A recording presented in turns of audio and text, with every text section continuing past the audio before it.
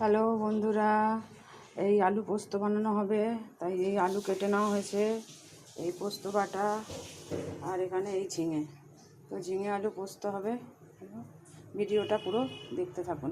সরষের তেল দিয়ে দিয়েছি, দেখতেই পাচ্ছেন। তেল গরম হয়ে গেছে, এবার দিয়ে দিলাম